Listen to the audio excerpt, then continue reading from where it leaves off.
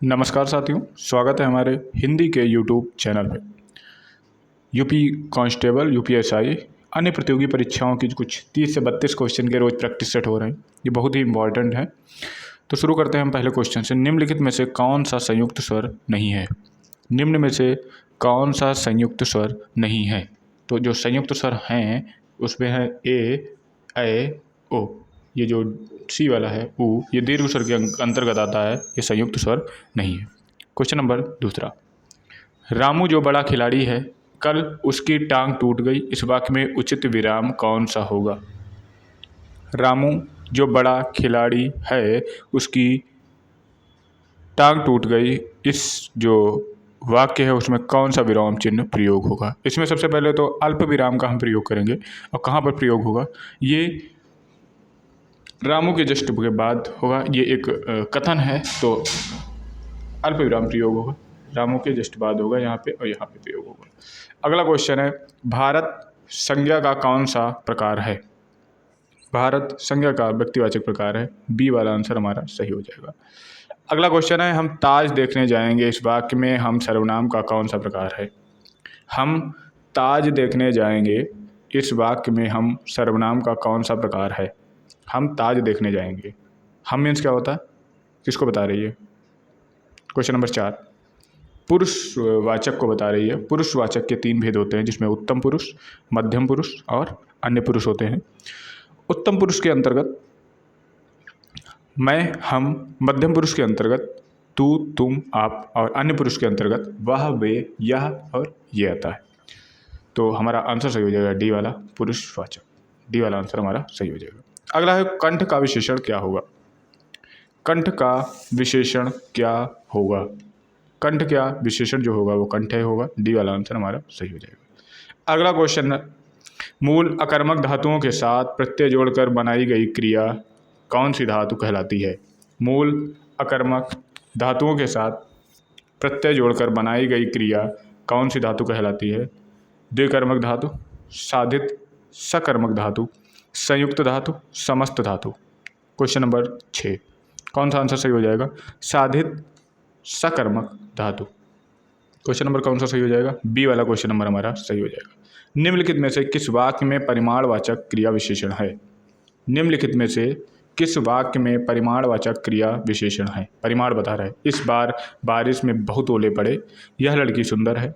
मैदान हरा भरा है। तुम अच्छे लड़के हो। सॉरी, तुम अच्छे खिलाड़ी हो। ए वाला आंसर सही हो जाएगा हमारा। इस बार बारिश में ओले, बहुत ओले पड़े। निम्नलिखित में लिंग की दृष्टि से असंगत युग्म है। निम्नलिखित में से लिंग की दृष्टि से असंगत युग्म है। माली मालिन, शेर शेरनी, बाघ बाघिन, सेठ सेठाइन। कौन सा आंसर सही हो जाएगा? माली मालिन, शेर शेरनी, बाघ बाघिन, सेठ सेठाइन। क्वेश्चन नंबर 8 का कौन सा आंसर सही हो जाएगा? क्वेश्चन नंबर 8 का कौन सा आंसर सही हो जाएगा? डी वाला आंसर सही हो जाएगा। सेठ का सेठानी होता है, सेठाइन नहीं होता है। डी वाला आंसर हमारा सही हो जाएगा। निम्न वाक्यों में से कौन सा वाक्य एक वचन है? निम्न वाक्यों में से कौन सा वाक्य एक वचन है? अध्यापक गण यहाँ बैठे। महात्मा बुद्ध महान थे। कल बहुत वर्षा हुई। भय से उसके तो प्राण ही गए। कौन सा वाक्य एक वचन में है? क्वेश्चन नंबर 9, सी वाला आंसर सही हो जाएगा। कल बहुत वर्षा हुई थी। कल बहुत वर्षा हुई थी। दिए गए वाक्य का काल ज्ञात कीजिए। दिए गए वाक्य का काल ज्ञात कीजिए। गाय घास चर कर चली गई। गाय घास चर कर चली गई। वर्तमान, भविष्य, भूतकाल, प्राचीन काल। प्राचीन काल तो होता नहीं है। Question number 10, answer number C वाला हमारा सही हो जाएगा। भूतकाल। भूतकाल, भूतकाल सही हो जाएगा। अगला क्वेश्चन है क्वेश्चन नंबर 11। क्वेश्चन नंबर 11, निम्नलिखित में से किस वाक्य में भाववाच्य का प्रयोग किया गया था? निम्नलिखित किस वाक्य में भाववाच्य का प्रयोग हुआ है? दादी से चला नहीं जाता। मोहन से खाना नहीं खाया। मोहन ने खाना नहीं खाया। कुली ने सामान नहीं उठाया। मैंने दरवाज़ा नहीं खोला। ए वाला आंसर इसमें सही हो जाएगा। सीधा है। क्वेश्चन नंबर ए सही हो जाएगा। दादी से चला नहीं गया। दिए गए वाक्यों में प्रयुक्त गलत विभक्ति चिन्ह के साथ सही विभक्ति का चिन्ह क्या होगा? छुट्टियों में सभी बच्चों का अपने मम्मी पापा के साथ घूमने का कार्यक्रम बना लिया था। छुट्टी में सभी बच्चों का अपने मम्मी पापा के साथ घूमने का कार्यक्रम बना लिया था। क्वेश्चन नंबर 12, बच्चों ने होगा, ए वाला आंसर सही हो जाएगा। ए वाला आंसर हमारा सही हो जाएगा। अगला है, इनमें से कौन सा तत्सम शब्द है? इनमें से कौन सा तत्सम शब्द है? आक, आंत, अंक, अंजलि। क्वेश्चन नंबर 13 तत्सम शब्द है।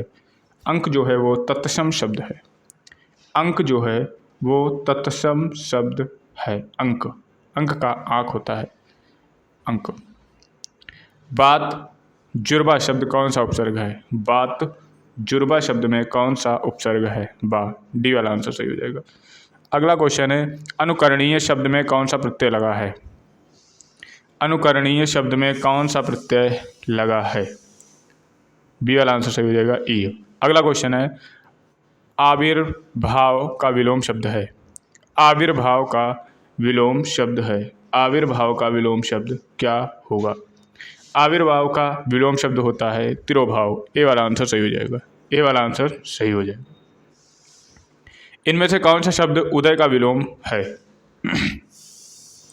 डी वाला आंसर सही हो जाएगा, अस्त। डी वाला आंसर सही हो जाएगा। निम्नलिखित में से कौन सा अंधकार शब्द का पर्यायवाची शब्द नहीं है? अंधकार शब्द का पर्यायवाची शब्द नहीं है। क्वेश्चन नंबर 18, निलय। निलय, निलय क्या होता है? निलय घर का होता है। निलय घर का होता है। डी वाला आंसर सही हो जाएगा। अगला है, कोकिला का पर्यायवाची शब्द है। कोकिला का पर्यायवाची शब्द है कोयल। कौन सा शब्द भिन्न अर्थ और प्रकृति का है? चिरंतन, शाश्वत, सनातन, अधुनातन। क्वेश्चन नंबर 20, डी वाला आंसर सही हो जाएगा। जो अधुनातन का जो अर्थ होता है वो होता है आज तक का घटित या अन्य 3 शब्दों के लंबे समय से लगा रहे कालखंड है। जो अधुनातन है वो सबसे अलग है। डी वाला आंसर सही हो जाएगा।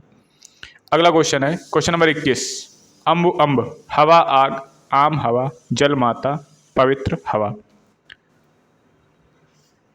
अम्ब। क्वेश्चन नंबर 21 यस सही हो जाएगा। सी वाला आंसर सही हो जाएगा। कौन सा आंसर सही हो जाएगा? सी वाला आंसर हमारा सही हो जाएगा, जल और माता। क्वेश्चन नंबर 22, जो दिखाई ना दे, इस शब्द समूह के लिए एक शब्द बताइए। जो दिखाई ना दे, अदृश्य। ए वाला आंसर सही हो जाएगा। किस वाक्यांश के लिए प्रयुक्त शब्द सार्थक है? किस वाक्यांश के लिए प्रयुक्त शब्द सार्थक है? व्याकरण जानने वाला, वीर, प्रसु, सार्थक है। क्षण में नष्ट होने वाला, क्षतिपूर्ति, जिसमें सबकी सम्मति हो, सर्वज्ञ, सार्थक है। जो बिना वेतन काम करता हो, अवैतनिक। कौन सा आंसर सही हो जाएगा? क्वेश्चन नंबर 23, डी वाला सही हो जाएगा। जो बिना वेतन काम करता हो। स्वर संधि में किसका मेल होता है? स्वर संधि में किसका मेल होता है? स्वरों का, व्यंजनों का, शब्दों का, मात्रा का। स्वर संधि में किसका मेल होता है? स्वर संधि का किसका मेल होता है? स्वर संधि में स्वरों का मेल होता है। ए वाला आंसर सही हो जाएगा। भरपेट में कौन सा समास है? अव्ययी भाव समास है। अव्ययी भाव समास है। निम्नलिखित में से शुद्ध वाक्य क्या है? गोपियाँ कृष्ण की रोह में आंखें बिठाए बची, गलत। गोपियाँ किशन, गलत। गोपियाँ कृष्ण की राह में आंखें बिठाए बैठी थी। गोपियाँ कृष्ण की राह में आंखें बिछाए बैठी थी। तो दोनों एक ही जैसे दिख रहे हैं।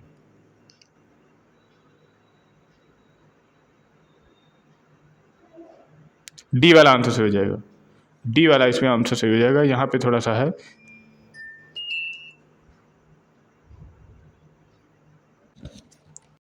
बिठाए, बिठाकर और बिछाए ये अलग अलग है। तो हमारा आंसर सही हो जाएगा डी वाला। अगला क्वेश्चन है, क्वेश्चन नंबर 27, आचार्य भरत के रसों की संख्या। आचार्य भरत ने रसों की संख्या कितनी बताई है? आचार्य भरत ने रसों की संख्या बताई है 8। रसों की संख्या कितनी बताई है? 8 बताई है। कौन कौन से? श्रृंगार, करुण, वीर और विभत्स, हास्य, रौद्र, भयानक और अद्भुत। अगला क्वेश्चन, जो मात्रिक सम छंद हैं, प्रत्येक चरण में 16 मात्राएं होती है, उसे कहते हैं। जो सममात्रिक छंद हैं, जो प्रत्येक चरण में 16 मात्राएं होती है, उसे क्या कहते हैं? प्रत्येक चरण में जिसके 16 मात्राएं होती है वो चौपाई कहलाता है। चौपाई कहलाता है, ये वाला आंसर सही हो जाएगा। अगला है कूलन में केल के, कछारन में कुंजन में, क्यारिन में कलित कलीन किलकंत है। कूलन में केल में, कछारन में कुंजन में, क्यारिन में कालित कलीन किलकंत है। कौन सा अलंकार होगा? काका का बार बार आवृत्ति हो रही है, अनुप्रास अलंकार हो जाएगा। ये वाला आंसर सही हो जाएगा। ये वाला आंसर सही हो जाएगा। अगला क्वेश्चन है आचार्य भरत ने काव्य दोषों की संख्या कितनी मानी है? आचार्य भरत ने काव्य दोषों की संख्या कितनी मानी है? आचार्य भरत मुनि ने काव्य दोषों की 10 संख्या मानी है और वामन ने मानी है 20। तो 10 आंसर सही हो जाएगा। ये वाला आंसर सही हो जाएगा। अगला क्वेश्चन है लोकोक्ति का सामान्य अर्थ क्या होगा? लोकोक्ति का सामान्य अर्थ क्या होगा?